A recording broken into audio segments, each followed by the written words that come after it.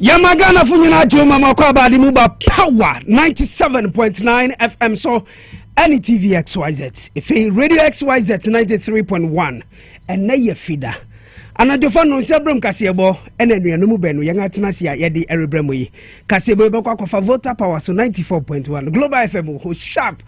ewa takrade nsuma efe wonkran kwanta buem wogya sika dinya mi sampa nananom ewa hafo go so Western Radio waziama elembele KFM ewa kwa Zangligi FM wo ball Levinsi Radio ni TV wodonkwa onofin Atom Local FM wasasitro High Radio ewa Bechem Radio SM online.com any apo 68 FM ewa Virginia USA tuning power 97.9 Daisy Radio ewa Italy Adam for Power Radio Power Life Radio UK OPD Radio so UK my XYZ online.com multi TV digibox ni so a radio channel XYZ so Facebook a power 979 the TV XYZ Ghana and a radio XYZ 93.1 our Facebook Oko YouTuber a XYZ broadcasting Laos and television our America brochime musu Kasiebo and I'm Oko Trinity 96.7 Wabogo so Kasiebo and I'm honom if OT radio 101.5 our Dambai Ena Uko bono mantema Sunyan Potem a bono FM 107.5 and if a rich FM 98.7 ewo asinfosu honum nyina Kasiebo and I'm honum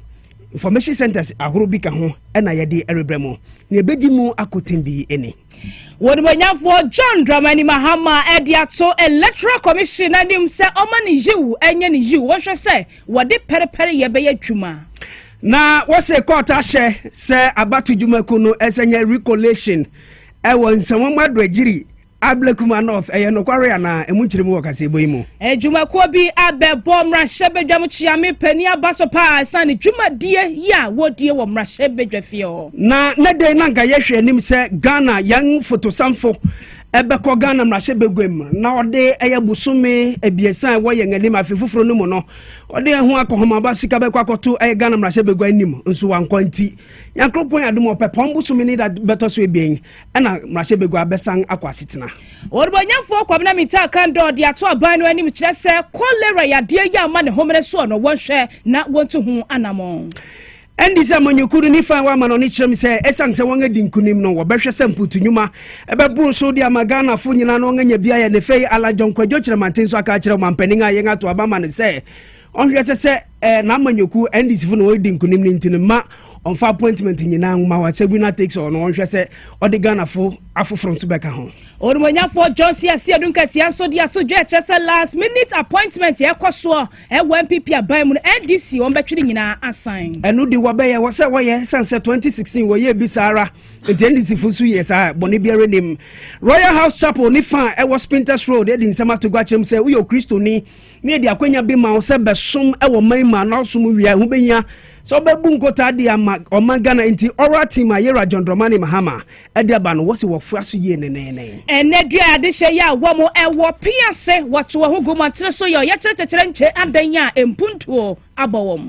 eyi eni samfufuru bi enanuanom benu yen atena se na fida na jofei ye de erebramo se Kasiebo ewo TV XYZ ne fe power 97.9 fe radio XYZ nyumeku bi adawuroma ena sabre yedi Kasiebo ere ebramo Sabasha Ball Center Seminka Church say ya de bia ha wetete won animanim ya to anamona bra esan se wo ba wodo beto afidie so ahwene padwani mo ansa na wahunu ya de na ne so ansa mpo no hu adra wonfa ema eti Sabasha for chese sexual weakness netete woni titru mema no wo ba obetu ase afa so awo mu how hepatitis B ena ha wo eno achi kura se bia kokko ni ayemtin na se fo no Sabasha Ball Center won ma ye krado twon community na yetama baba lane obehu wo machi kwan ewo ho do achi no kwa denta ashama Madina Ghana ba bia wo mo ewo hodom nti ukwa wo kire se yade no onsan emfa enko efie bio na obetimi agye homa no na wo ne wo edi komo 0500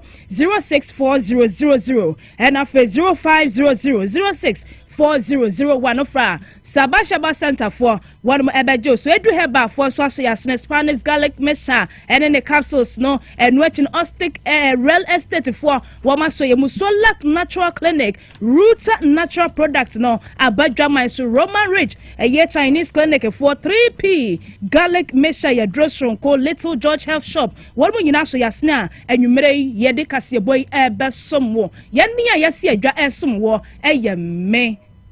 da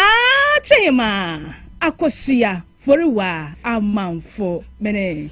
Accra Kofi Dakon Kasiebo no eye bronya Kasiebo on se ne yang address no lovely. So eye lovely. Me boyana. No cre. Eye lovely. Lovely. Eti nsam no afa mu nkyirem ankasa enen. High Court I won Kramantama na ahye abato dwumaku no a ewo yemaimu Electoral Commission se onhwe se ena no aba ye koto ye ne ko ba se MPP fo won adi ncho ena NDC fo enya 2/3 majority ewo parliament no ahye won se won sanya recollation bi won ka kenkan biom ewo abato impesua bi so ti se Ablekuma North in Sanwoma Adwagiri se ne beye na niam betumi akonkan ede amayen eyi nyina enam se wo twem se aye abato mpesua makomako be se bi so wo honom a ye ne mu erika se na abato dwumaku no omanfo mpo beka no a wo friends am twefo nhyem ena won titene ni nankasa eye gin adoko na mensa de betu gwa kire mu se wo mu de wo mu nye eye abato makomako akron bi mpesua no so hunsusu so bai no nyade se wo beje atum enunti na nam so a ena me ne mu erika se no won akokot ma court won Kramantama high court a kire mu se you won any Electoral Commission ya adwene it is agina na wodi kan esie no won hwe se makomako esien bi wo ho a won sanko no won ko kenkan biom na ne nyina mu no wo se wo hwe nim se police dom sa he ne Dr. George Kufu Dampare on hwe se obema ne mrante no ebetumi akono akobo ban na de nyina entumi enkonkan abato mpesua ne bia eka ho bi eyetema central nsanwam Adwagiri okanko central Techima South Ablekuma North ahafo ano ene fei ni a akeka kanyina eka ho bia me no erika se no won a kirem se yenkono yenko kenkan biom nso manfo beka ya NDC amanyuku no kirem se David Lalai esang se abatu dwumaku na ngasa 2020 obeka kire nsese yenga bobo aba na wie na returning officers a won ewo constituencies no mum ejetum se you ni odi nkunim ni a ene opompo ani kokot eti sa pepepe Mose mra ohyehyɛ no ɛna no sa na yɛ dia ɛnɛ nso 2024 sa pepepe na bɛ ne nti NDC fo se wɔn pene nso ni nyina mu no court ahyɛ Electoral Commission sɛ onko no onko kinkan biom ne yɛhwɛ sɛ ne ade no bɛkɔ akosi afa na dɔm kɔ abenya nso ɛka ho bi ene fei Ablekuma North ni nyina no abatu dwumaku no ɛna sa court ahyɛ ne sɛ onko yɛ recollation ɛwɔ hɔnom NDC amanyoku no so akyerɛm sɛ enya de se beba so ne abaso kyena esang se ukofantia kwa North honom won akenkan awie wo se NDC fu na edi nkunim don kwa benya elikuri makurugu ewini Nsanwom Adwagiri ya de se Philibert no wewini enti nya de se wo besisa ne ne asisa no kyena nsukot na akase yi ye rehwe ye ni di akiri ye bekwa kopima ba bia no ye de mu kyire mu ebebre ngetiefo enefe yen ahwefo ye ntu Kasiebo no so na opening out no ye frankatuni edima eye afranfranto amanyoku eye movement for change Alan John Kwadwo Chiramanten no dia de sedi bia to Yera John Dramani Mahama ni omanpening ya nga to abayi ni se o se na abra wedding kunim no winner takes all se bia odi na amanyoku nkuya na bebu aman no onhwe so betimi asisa na adwene wom no mpa ni peku a wo ye Ghana fu a won so betimi aboa odi won be ka na amamu no ogedi se betimi aboa ye pa Alan John Kwadwo Chiramanten edi nsemi to Ghana de Yera wo bra okosra Yera John Dramani Mahama wo ni office constitutional reform that would enhance the quality of governance in our country. And I'm sure you're already aware of many of those areas that require reform. And last but not least is the issue of galamsey, which obviously is an existential threat.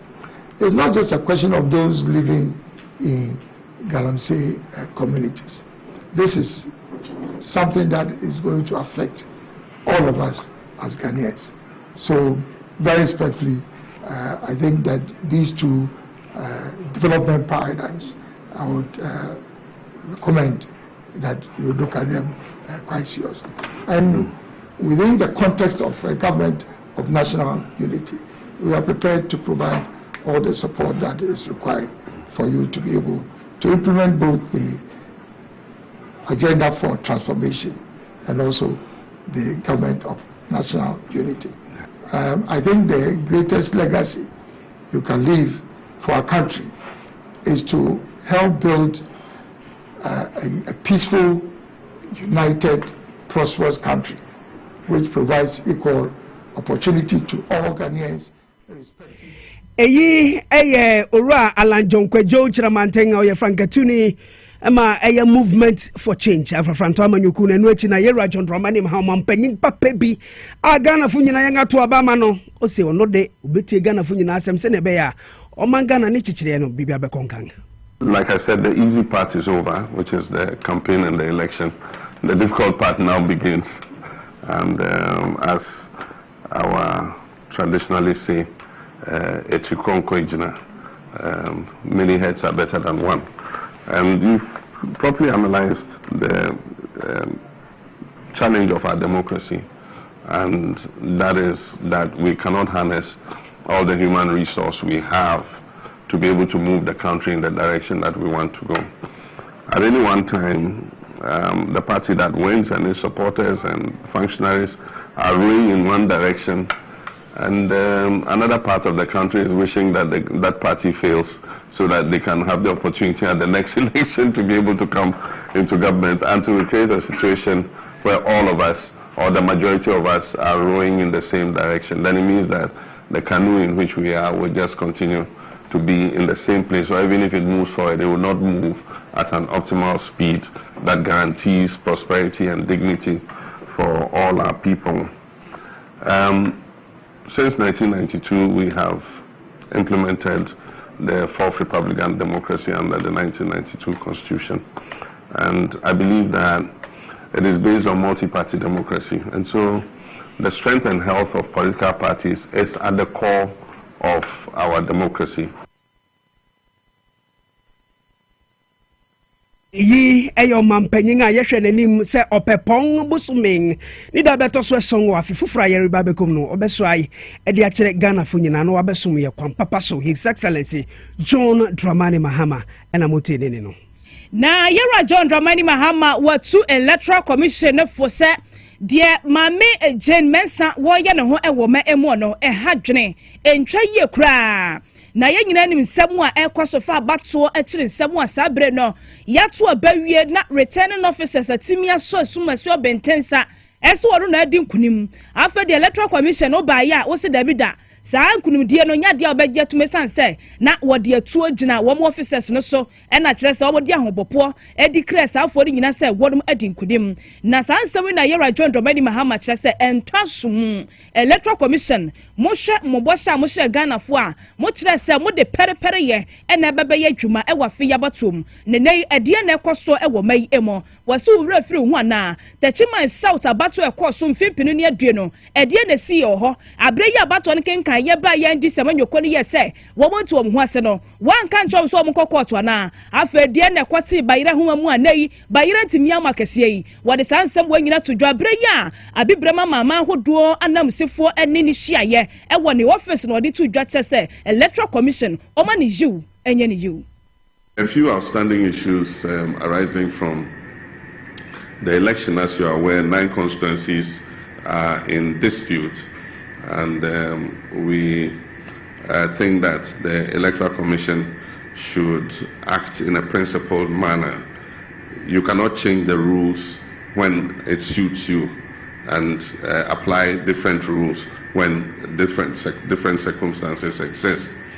There was a particular case in 2020, and the Electoral Commission came out clearly that if a declaration had been made, it was not the duty of the Electoral Commission to adjudicate it. The courts were the right place to go.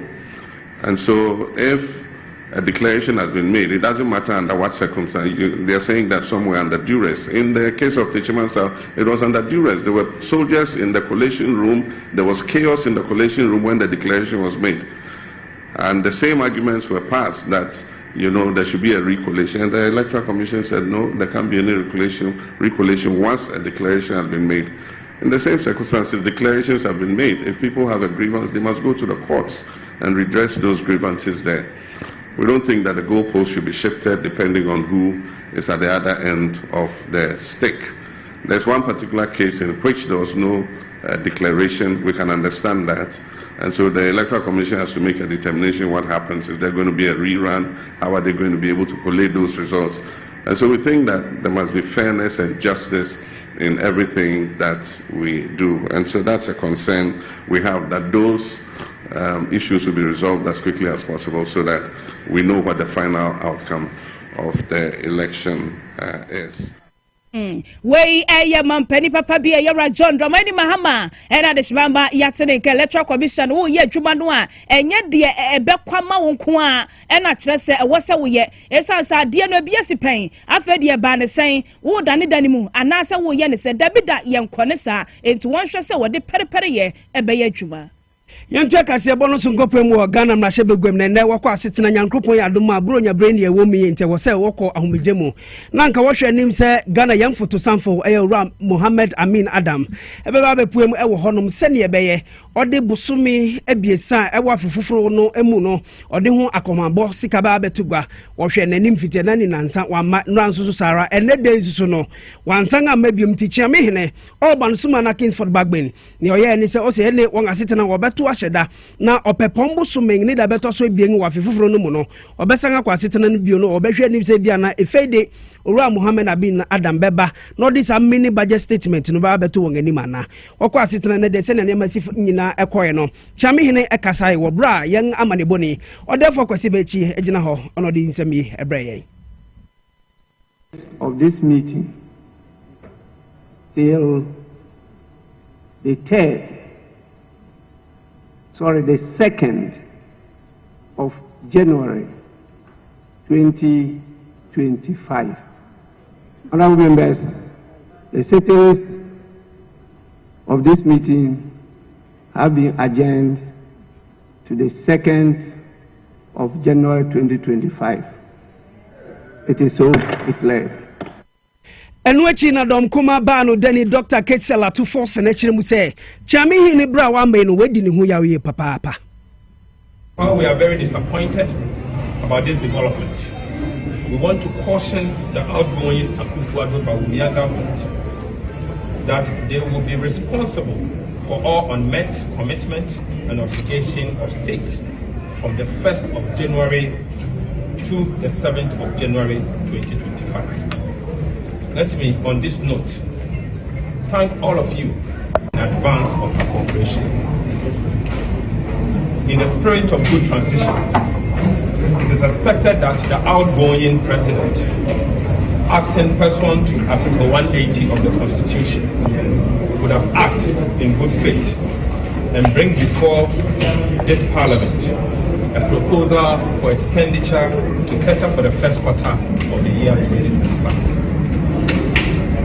This was very important because the Appropriation Act for 2025 will come into force on will not come into force on 1st of January 2025. Sadly, President Akufo-Addo planned to leave the public service uncatered for in the first quarter of the year 2025. However, let me give assurance to the people of Ghana and all stakeholders that the NDC government that will take office on the 7th of January 2025 will act with dispatch to cater for expenditure for the first quarter of the year. Eyi dom kuma ba no deni wa Ghana mrahye begwe ni deni Dr. Ketsela to force no chum se Ghana yam photo sang for wa ma Ghana mrahye begwem no we di ne ho yawe papa no achi dom dodo ba no deni a ne den ede Alexander afenyo makin o se ono de ehun tansa ne nyina no mum no ye fa mo NDC fa wo mrahye begwem afenyo makin.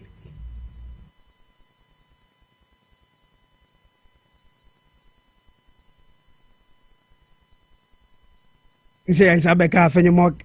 mark nene no yansa ka yebebo e de akyerebe yantuaso yo na Speaker of Parliament Yera Alban Soma na Kingsford Bagben ene abaso body kese pa akọ ede amano na we no eye humanitarian lifetime achievement award ya no every Africa Public Sector Conference and Awards one mo akache ena sabre ne wo bo anan eko speaker ne office ya kyerɛ sɛ wo mo ede akoma no ni nyina ne sɛ ne ho modern mu a wo bo mamra hyebedwam wo hwe efie honomo tena watena wache ne mpo ne dwumadi ahodo akoso a abo mo man Ghana kabima me kabia mamu atimi adi ahim ewo mamu no na kire se o safata sa abasobodie na executive director edemasa ekoi eye Carol Opata wo de ensam etudwa. While government failures often draw attention, its successes can go unnoticed. ASCA aims to change that narrative by serving as a benchmark of excellence, inspiring others to strive for greatness, and fostering a vision of a better Africa. ASCA was first held in Rwanda in 2018. We held 2 consecutive editions in Accra, Ghana here in 2019 and 2022. In 2023, it was held in Nairobi, Kenya. And recently, in October, we held the current edition, where the Right Honorable Speaker was conferred with this award in Botswana, just October 2nd and 3rd and 4th. It was held for 2 days, and we have been privileged to host leaders from Liberia, from Kenya, from Ghana here, from Tanzania, Nigeria. It's been a fantastic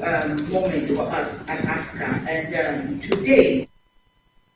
And watching and one when for Abasoma na Kesford Bagman one also a brand and Saka was a body and watch less than a near Japan. Now when no man so Hormua one shall so back Coswaye, Nasha Fred dear to the Kutupa, said a bayer once to my dear what dear no, a bribia obetimi abo homogene, a womb. I was pleasantly surprised when I received the invitation from the Africa Public Sector Conference and Awards to be part of the 5th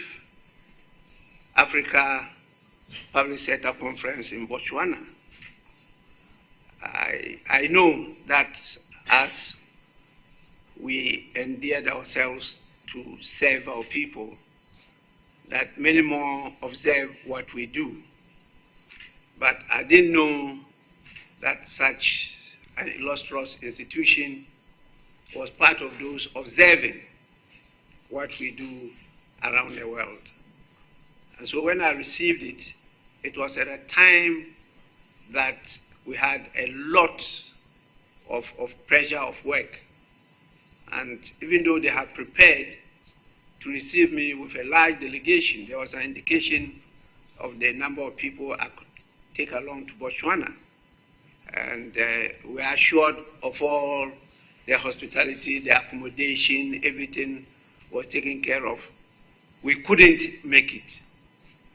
And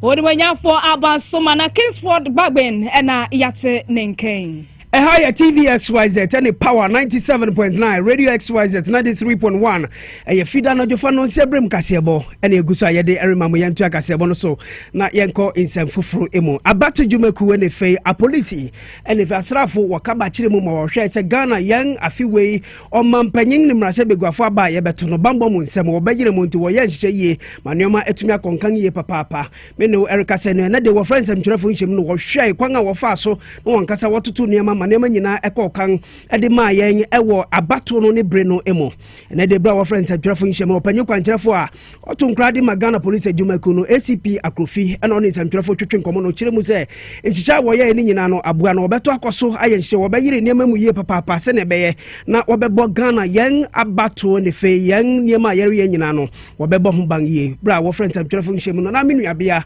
ekwakrantema ewo ho ode amane bo eritua so. Esane say Electoral Commission adi atu just obey recollation ewo abatwa mpeso ahodo atese basabasa ye ekoso ewo mangani mu ombra ye to aba no enam saye so ema commission no de adesrede akoto aposifo anim se nyankopon aye adom na ombehye sa adwumedie recollation no asia omohwe so memia bambo mu na aboa sebeye na asumdwe betimi akoso ewo bia sa collation ebekoso we ayen sama ACP Grace and San Akrofi ɔyɛ director of public affairs ɛma Ghana Police Service ɛde atu dwa wɔn bro friends nsɛmtwerɛfo nhyiamu na ne nsɛmu ɛna ɔde tu dwa sɛ recollation bia yɛ ɔmbɛyɛ no nipa bi a yɛma no accreditation ɛno kwan sɛ ɔbɛkɔ saa biayɛ ɛhɔ. The Electoral Commission informed the task force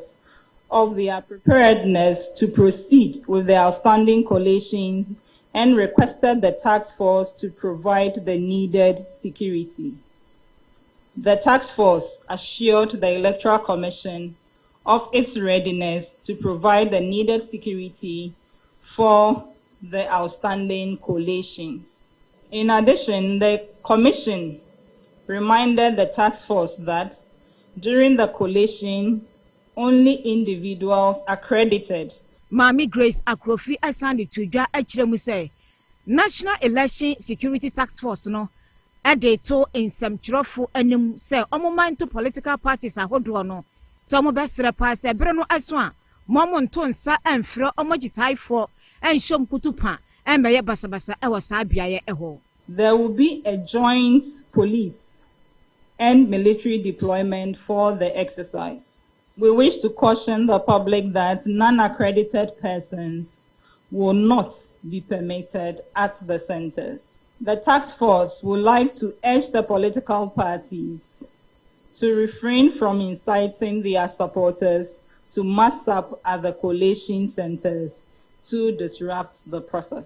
Emrodi nkase nyina ebe hwie no ena ohye Ghanafo nyina abo se embra ye babeto aba no ye to aba ne brimu ene abato yi achi nyina National Security Task Force no omobotaye ene se ombehwe na Ghana enya asumdwe basabasa bia emba eno ene botaye esi omone so. We wish to state that throughout the election period, including this post-election phase, the National Election Security Task Force has put Ghana first. We have put the peace and security of the country first, and we will continue to do so. We therefore invite the good people of our beloved country, including all stakeholders in this election, to work with us in this endeavor.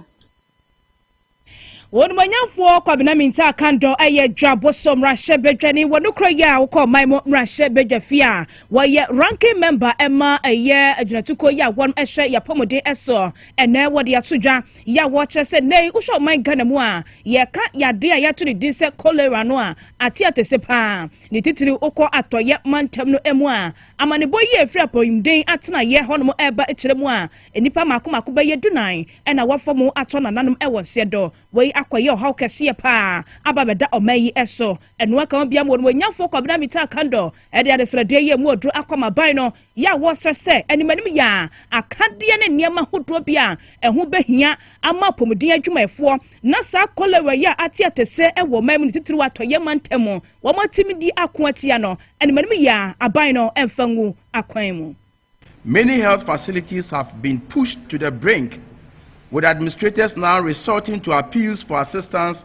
from corporate organizations and individual philanthropists to secure essential supplies such as fluids and bedding for critically ill patients.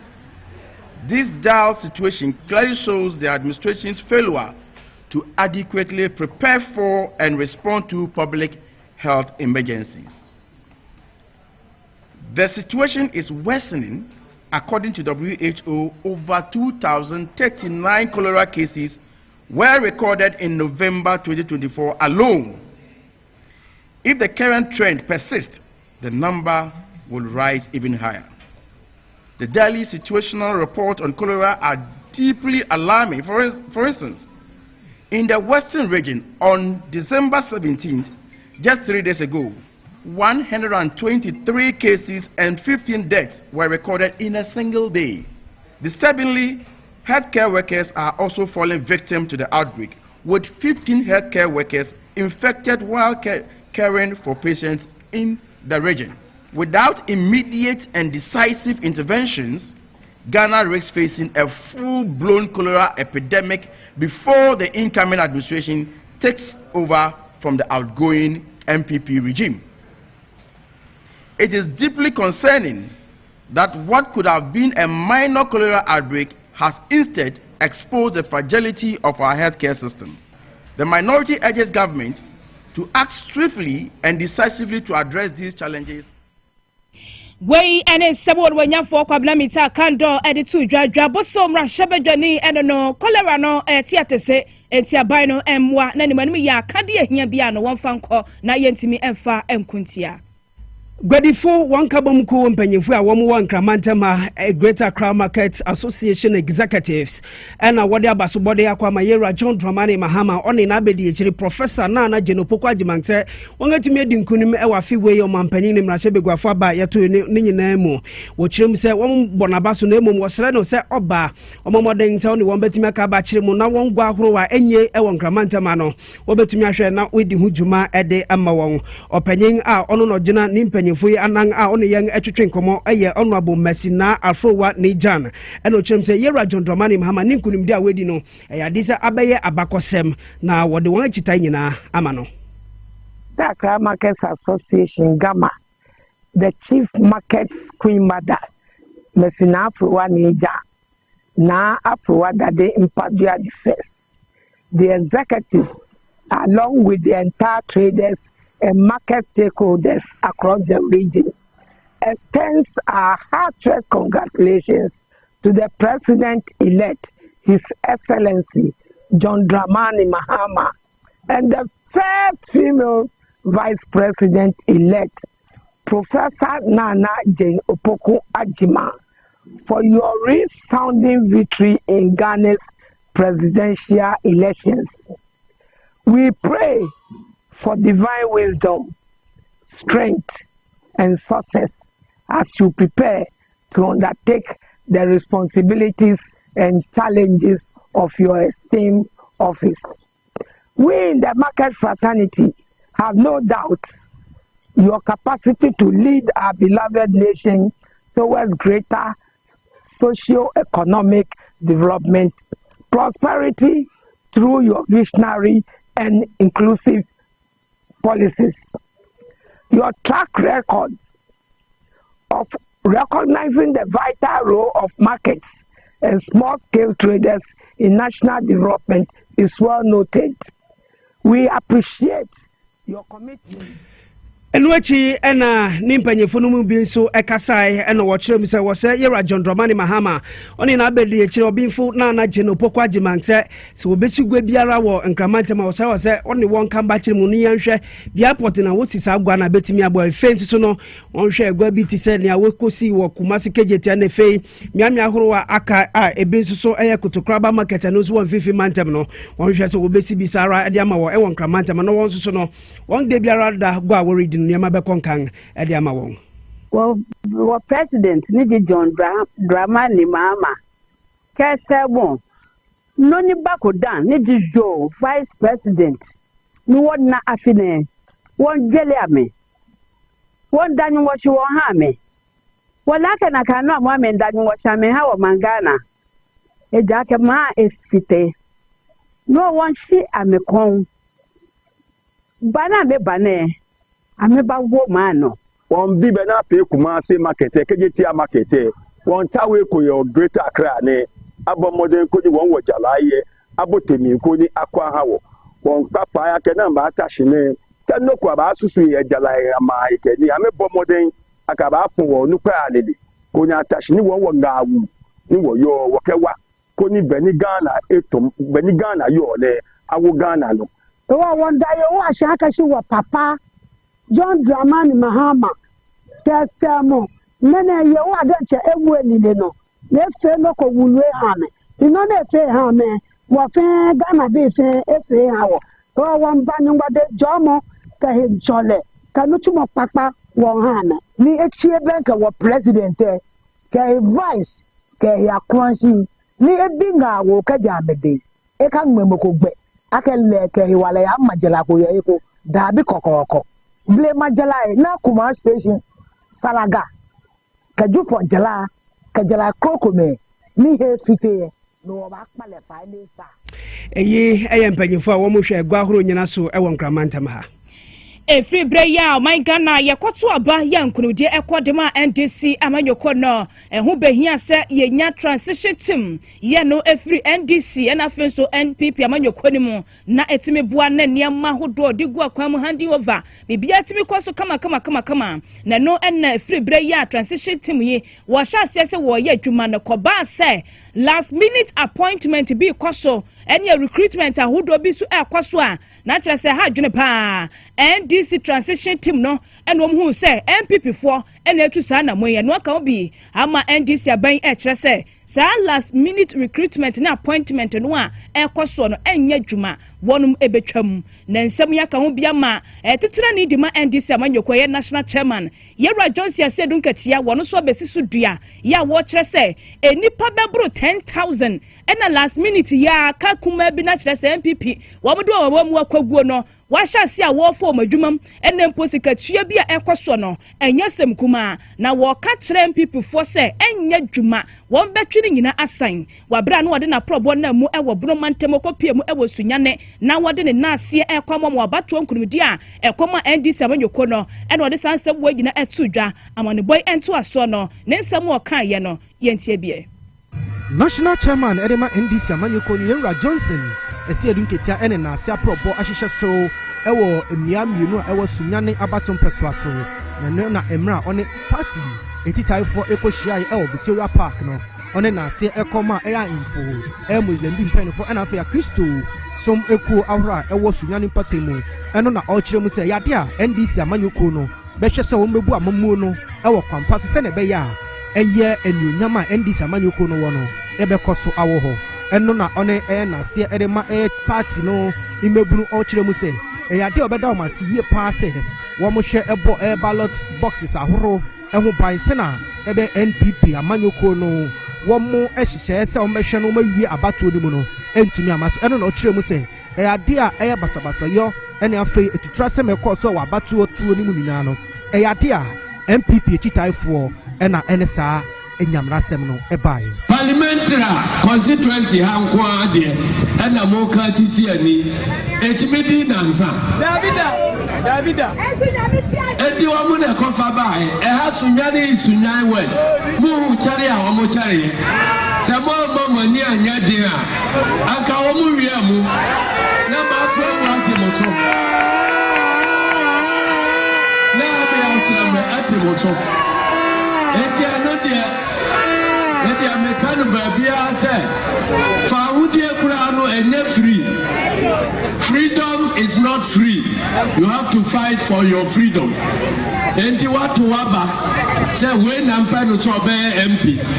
No be besi ukwan say opeso odane ade no a esese o ma wani brene so no ye na dwuma yi. National Chairman Edema NDC amanyoko ni Johnson esi edunkiti a kire mu say eyade a ahye MPP for ye pass afia bato ayeko mu no nkunimdie entimi anko ama wo enu nti na o matena se ama eya yemra wo mu fi abem mu no wo mu power amanfo na afei wo mu ma amanfo adwuma e wo man Ghana mu se ne be ya wo mbetumi ahwe no masi wo musinto enu nti ne nam so na sesi ame na ukase eya ni power na sambre wo mu hwe agye wo akọ adwuma na afei aban aso ayahoro se wo mu nko na wo mu enkosom Say adwe omo afane say omo sai niema e de ase na otwemienu ansa na omo afira konwa no so yanka ni asem niema omo ye no nka ni asem no mu no say ya ye 8 December enka ni abesa edum enti ya MP fu ababa bonte abechekere mumu sabre ya omo tie konwa so a na omo say abai ni sika ya di be fa mranti adwuma no na wochi a atwamu mranti a ya churchure appointment letters di ama omo say ya ma abai adwuma ko immigration ko customs ko insurance ko health insurance ko habo ko say no won bedu empimudu mo ka cha omo say saafuo no nyina wona kwa mbone so ekoje sa adwuma no a Mesra obasaya bafie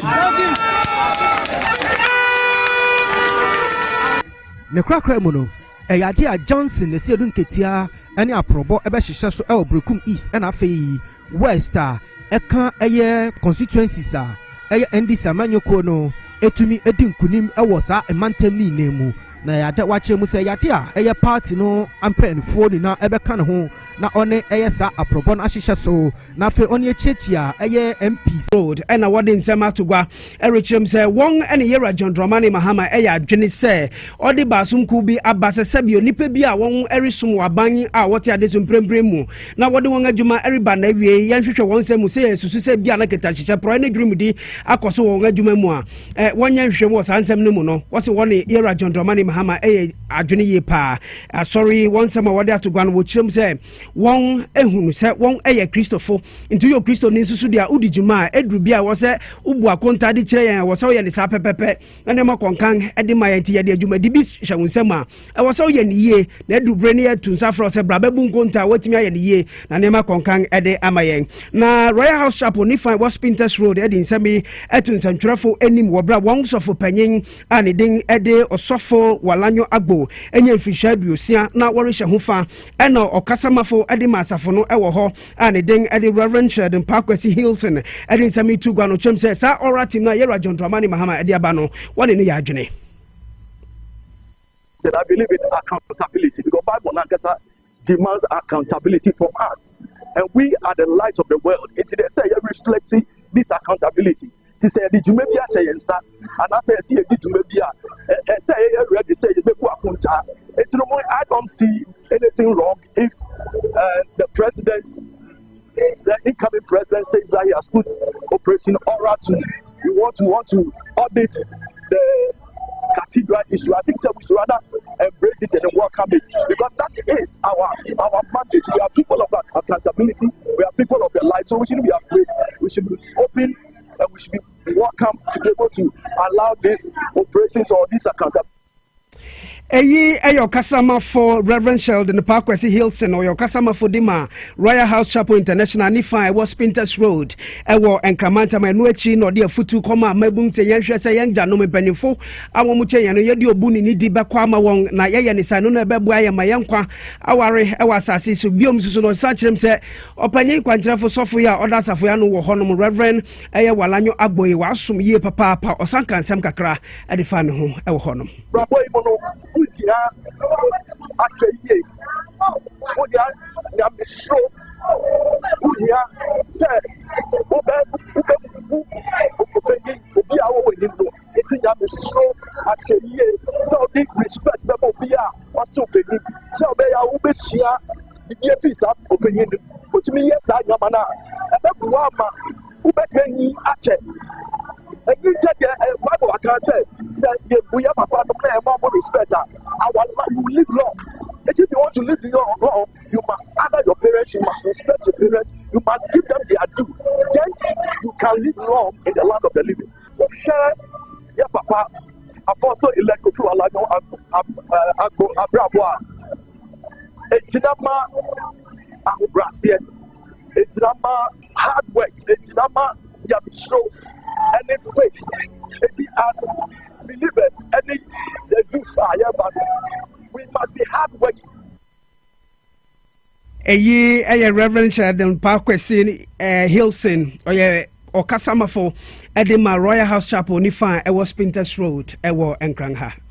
Ye kwako pia mu ewo piase eno ewo Bosomtwe district no emo Asante Mantem no emo na nanom ne mpanifo na de hye bia wo ho ne woto ho mu egumotre so ye oye kyerɛkyerɛnche pa ye ano odene tente kogu fombo kojan ye niabre ko adanya wo mo kyerɛ sɛ adehye a wo ewo piase de kame sɛ my Ghana wo enka ho empuntuo abɔ wo mo a biribia wo mo enya mpuntuo MPP betena so emfrinhia nwatwe no wanya mpuntunwuma bia afa ma wo no na wo mo ye project bi wo ho na no eye pomudin atena ye bia na wo mo esie na so nsensem bi kɔ so wo ho no a project no aka sinsemu ebepem ne eti ne wo mo kan won sam dodo no a ekire TVXYZ Kasiebo Krobia pempuntio ene ne kankro na wo magu se piase mai enyini na sabe aduane a yede ma botofra no yemfa ma panyini enunti sekuro ni yini dia na wo sekuro ni dwumadie nso ewo mu no nso enyini enunti piase mai ana piase hene ne na tranko nyaadwene ho se omo person ba bie community hospital ankasa edema ye na ye wo clinic into be say extend ko chip compound na obu ye community center edema plus mine na omu si plus ye himfie edema ye o ka sa asem no eto yakoma so ye yede na essence o man ni sikanti na ayo contacts hene darima oji abo aduana amankwa aduana otosu mienu adunan otosu mienu eka kire yen se piase hene ne mpanifo abetena se ama omu nyina age atum se on beto piase nsase ama omu de adikuma die no omanfo nyina agitumu ama eyeyede anche ana contractor ne ba site so obeye adwuma ono so ne piase man be kasai ama compensation na was asase so bia no otuai edema omo didi asase so ama ye nyina ye ni je ho ase ye hu to ye hu bro ye hu ye nse dwumadie ni hyase no asa hoto ana ye te se contractor ne ka kire se contract hen si onyai dwumadie na wo die no enti Bernard kusi poku na yetene nkan won na di mabunu nanimu ana wom ayo ye kire wo ye piase ne montene so anu achi ne womanfo a wom okuro no emu onso e kan wom nsem esen bia nso bekọ ebenya mpuntu efiri saa niema no sesi awaba wo se nya chip compound ho adwuma ye nursing bangla ye sesi a nurse ni bia mkofa ni free baaye akọ ha dai guest house an wadam babrank ye si nursing bangla e wo kama ni aye wa ma yakọ ha dai ama no edam ye ni ba bia ya sam ye ni ahemfie ye ni toilet wo piase bibien wa ye wo piase ha se ye enu ansa piase da ho enu ntina amande ye ni abede yesra mo se nana otumfo oni belima ene asiedu no enkasa na yasum ntoye etisa de ye de gira ma bai de ne manu anasa ne kwala be fa so no ye na ewu yetirim wey ayetemamufoɔ yi a wɔn ɛwɔ piase yɛ no ɛwɔ bosomtwe district no emu asante mantem no emu ɛna yɛte wɔn ɛnken na wɔ achimansa mansi no mu a ɛwɔ epue mantem nso aduana busua panyin a ɔwɔ achim ɛkyea abusua panyin adodankwa ayo abusua panyin adodankwa ana ɔde nsɛm to gwa richem sɛ nansen ɔbea hima wɔ hɔ nana ntiama buedi wa tɔso ebiesa ɛde nsɛm bi bɛtu mɔnten so richem sɛ wɔn esi ɔhene bi wɔ hɔ na di oye ne bɛba ɛno no abusua panyin kyerem sɛ dabida ɛnyɛ ade sɛ ɛde oye ne biara bɛba ɛwɔ hɔ no mu Kofi Abrante ɛwɔ nsɛm ntua so Diane Busia Penny Edema Achim Chia watch Mansa Emantemu Ebusia Penny Adodankwa and in some Joffa in Shiemu Efa Nano Ohima Nana Entiamwa Buedua or Tosum Yensa and some only tuja or Chiromuse. Oyo in a proper or my pound say or metana Akunyaso non fansum Adesia Wamo Achim Chiano Ewachi Mansano. Emfa emra kwanso no eno ena ebusua panyine adodankwa enu tuja ochire mu se eyo ba ahima nana entiamoa buediwa otoso miensa ono no sesei okwame akwakoye se opese basabasa yo ena afei eye etuturasem eba eye mantem ni mu Shieni bia nya na dwen se yebesi hine tia ha obekontokwa mekasa sa tia busua pani mene me manfo babusua entu Ghana fo ne prince ewiase nyina se Shieni bia nya na dwen se obekontokwa okurum ha na se asekire de se ochi hine tu na bofo tene a mo bekurum ha yawada ebei 19th na yede odi na bekire tiaman krata kutamie krata free ochi hine office His Majesty Osajefo Amotia of Penny the office our chihine and Kasan Sashasi. Nemo me my via Senate Ghana for you not to say. Shares Mujekra, Shia Ayas Mujekra, Shiani Bia, Yanajus of Kuntoka. Enwechi Ebusia Penny Adodankwa Esanso Eni Tuja Echiremuse. Eyadia Sika Anafotra Edawa Wamoshe Enayam Puntujuma Eriama Eye or Mino Eyadia Oba Hime Ase Sikano 84,000. Afei on mine one can sat to Bossy Agriculture Extension Office. My miracle Budani, you know, to what tons as number individuals. Who can hear school compound what? Or tons as in your baby and Colafako school. A your harm or mine. Or this year be a how who work from her. Estro, woman, you can't come out to Kroma, as the say. Say, oh, yeah, how what to Kroma. Now, Obi will fear a cow or bubble one won't me. Now, it's all sound in Manako. Enwechi no. Eya manfo ni binso ene TV SYZ ni power Kasiebo enso atwetwe nkɔmɔ na nsɛm ni bia wɔn no to dwa ɛno nso eni ensɛm fata koraa sɛ ɔbaa wotumi yɛ saa kyɛ sɛ wasi ne bo sɛ kyɛ bi fɛ na ɔnkɔ baabi a bɛfɛ no biara ɔnkɔ ne ma ɔbɛtra ha na ɔno atra sɛ ne sika bi a bɛfɛ biara wagye no adi nti ne ɔyɛ ne deɛ yɛmpere so baako koraa yɛmpere so Nana Hima no wɔde hu ato mamuwa no so sɛ woyɛ bamuwa na ayo no sɛ de mememememem yɛ a ɔda principal tata wo woda wo ma wo na yɛ de esi abo wo se Nana Hima no wɔn ka so wɔn sɛ woyi onim sɛ wo pɛsɛ wo boa som de bɛkum ase a wo tamfo no enti mamuwa obi asuro sɛ obi anim sɛ mememem me ka sɛ obi asuro ba yɛ ready ɔpɛ bi do kubian fɛ nkɔ yɛ sɛ sɛ yɛ paso ndue wɔkye yɛ pawkyɛw paniti fam na yɛ hia yɛ mpa konti bi hia wɔhia ka sɛ hia okromu a Ghana de shema yento Kasiebo no so na yenko yedim we na yekopie mu obibia ni anhwa so mansini adantam no emo sanitation officer ya wono ewo bibia ni anhwa so ye wura sefas kwaku zaka nei watu Ghana fo nyina fo ye nyina nim se bronya bremu na ye we na bronya fashe no okwa dwaman so a niema wa begum donkomi 11 city 22 city anhwe ya na kire se wakoto ade asai akofia kodi so a edwo how na bebre wapomoden wagina so atu Ghana fo nyina fo atiefo ne hwefo nyina se yesi biane bi aspy ana apa ho ne mbre a ese eye krondi ana ye ma yese yendi na etwem a ese ye mesho se omotie ne yeka omo yeso timaye na omandi bi because who did ya no so aso no edoso ba unya no prempre na ndim ko fo bebre free say ehun hia papa ehia ndim mesre na obia se wo koto yibia na wa hwe say ehia me koto brebe na ebesei ana obotro wo say sabre no twoma asai na obia ahwe ne yie na obia nto sa aduani so omodi na bre no so mesre etiefo ne hwefo yina say bebre se occasion ba se ya na obinum de ya mudua na asai ana ya asai e ka na kakra bi na asai no na omudi aba edwaman so na omoton fufu na eno achi no adetonfo yi a wom ewo bibia ni anhwa so wom de asodwa eche se free se yeto aba wieye no adeto no enkoso kra na omunim de enti a ekone sa yentie wom ensemwe eno akofo so much this can so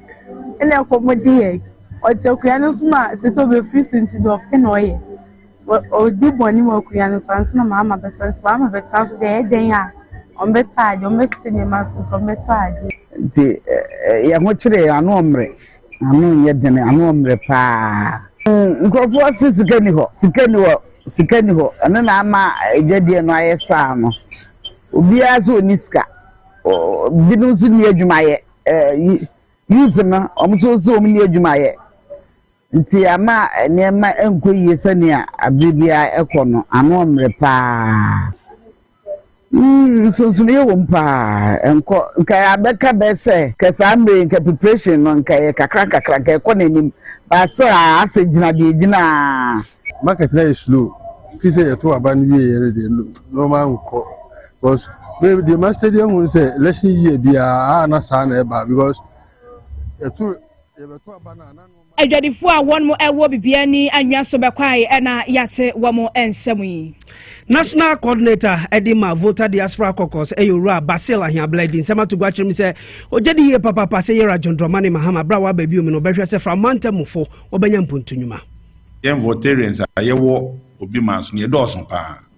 na ohwe baby nso ayetetete no behwe nsua no behwe kokofo ɛhɔ nso ne yakwan enye so behwe na Ashanti region ombeye ekwan nyina so baby a ede kɔ agbave kɔfɛ any baby a machirikasa ni ade no na ekwan no basa so omo so no moto abaman tie ka ne ka se sempuntujume bɛkɔ hɔ kra na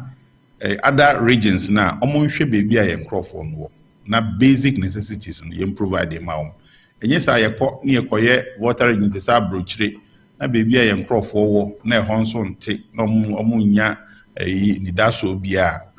emo ayen nti eno so ye baby a de aka ho. For example, ko banda inuanom omokɔ nsuo so ekɔchenam omo apeti omo ato afeti ho nsuo sem ne ho ebi omo market cry problem ti bisa na say deliberately no ye make effort say ye mama mo ho atọ na vote anangasa de ye bepe mpuntu opi Osansi so kyerem se framanta mufo nyina no oda won asese won ato aba no bum bum bum ede ama Yera John Dramani Mahama to omanim no omambo engu enkankan enuanom votarians eni otifo omwo obi manso ana obi krom yenso yede to ye ho so eboabo omo nyina no nukrenie yekwa no de nsem pitu yenim yenso ye hye obobọ se yene ye papa ntem enwa nti so ba akwan bia so no ye behwe na ne eyomo de no monsaka oma ye omo afemu de aka ne yenso ye beye na omo saka omo de nanka next 4 years impu no enkonkoye campaign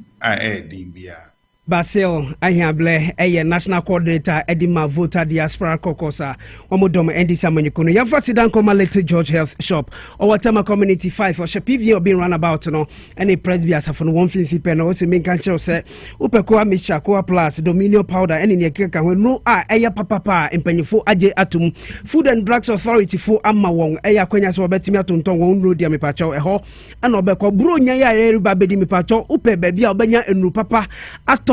aye quality anye ensambia obekwa kono aye di heba na ya mpanyifo agya atum dia mepacho bomoden na hwehwe Little George echira kwan ubetimi afre no e wo 0243142213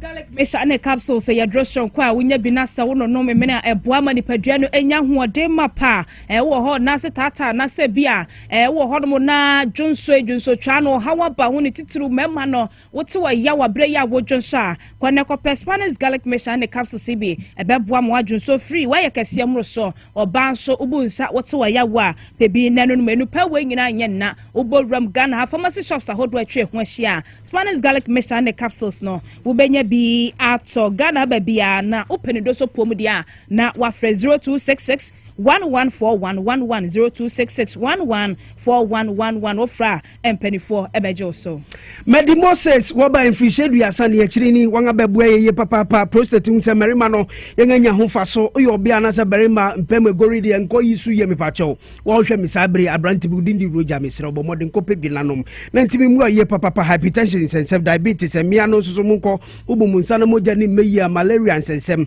Medi Moses Prostate and Herbal Center ose minka mumra emeje apomodin wate efei emia no so maminka di wie de bia me ba metaika sabi mumpokua no wo ho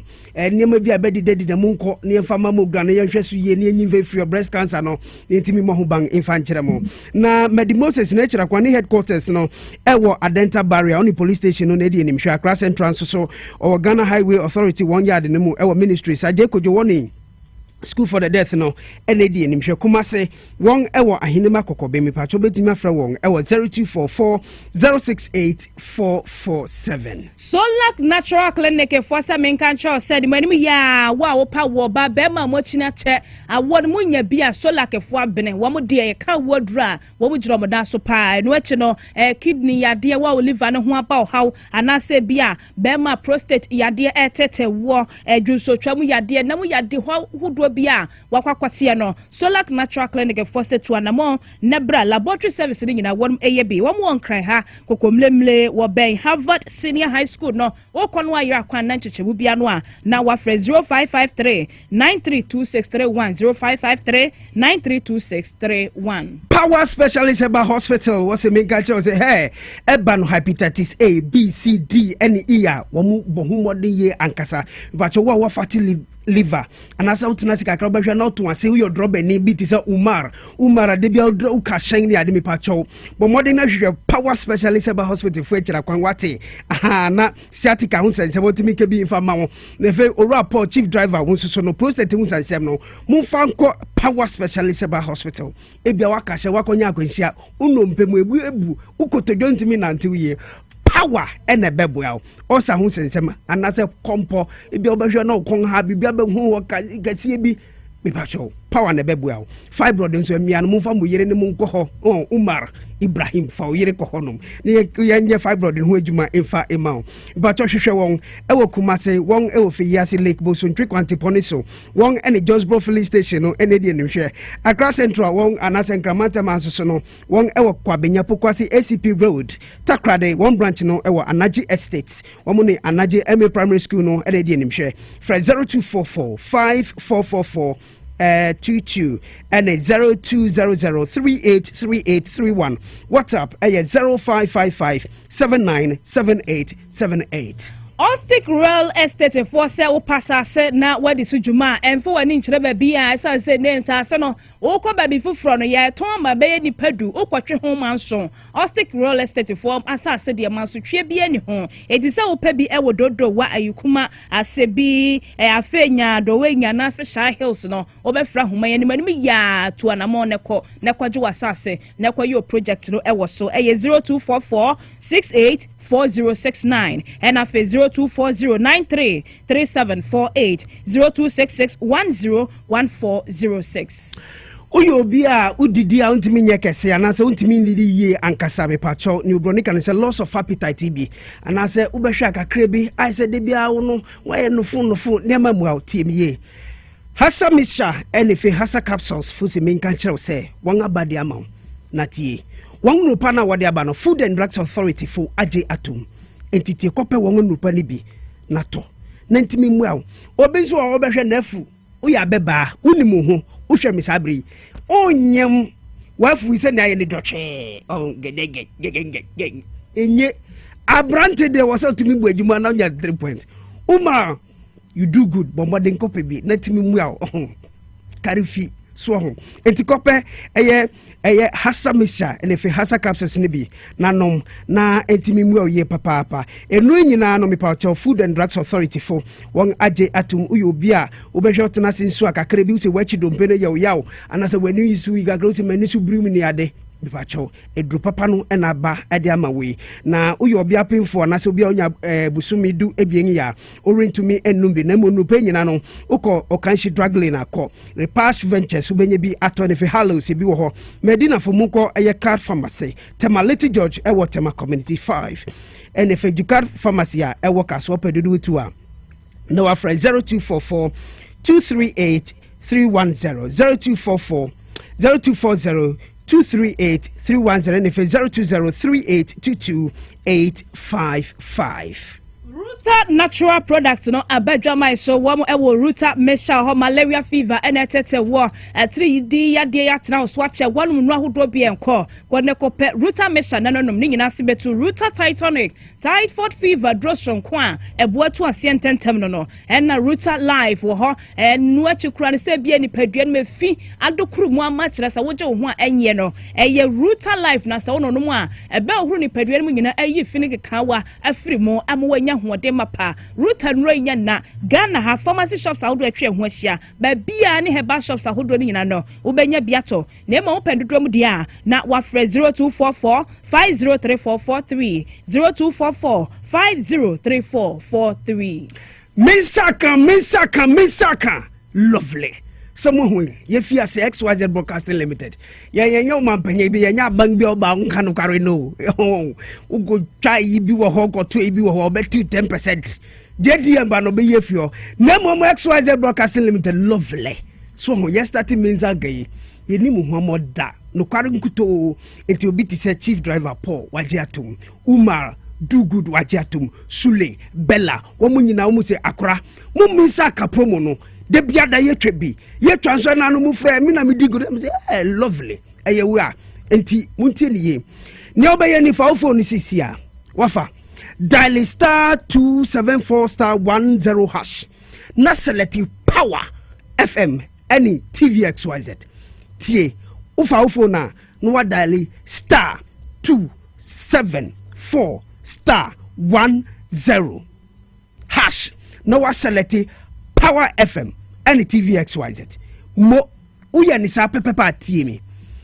No betwa baku bia no ye beti 10 Ghana cedis pe. Na tie ni ye jackpot kase na nam kwanso areba. Egu brade nyankropon ubedi nkonim. Hey! 20,000 Ghana cedis umpe yi no pedeng bronya ne yewura mu no unse ma hye mechew ene bomi upese di bronya ni ye he senia ngrofo erikoi amunim se won wa be ko na wo so nya sika bum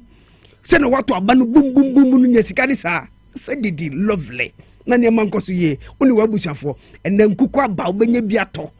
eti bomode na ya ni sa eti bra wa dial no eye star 274 star 10 hash no wa select eye Power FM and TV XYZ ebom eno ye betu eye 10 Ghana cedis pe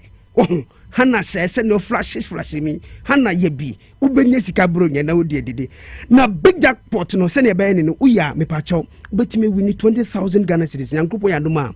24th obi gase 24th go kurom waya living any obra uwom ubeta panti bag na udi unia magum ubeka grass na wakodi bronya eti bronya no ye ni engafiase ewa XYZ adwuma mu ha eti power jackpot no 24th joda ewe yen animi akram ginam nenenen enti usu fa ho hyemu bi letimi decisive e be cho kwa 20,200 million lovely 200 million pay na obeden fa ho hyem na obedi we nipa ye de be ma we unu wabusafo na bokokodi biom fa phone no na dale star 274 star 10 hash ya betu 10 Ghana cedis pe tew wedding kunim lovely umpei he Bella ko yebi Patricia ko yebi Evelyn ko yebi Sule trebi why na bibian konkan 24th yawa edem akoso be yebi lovely you know you be trebi Roger so be ye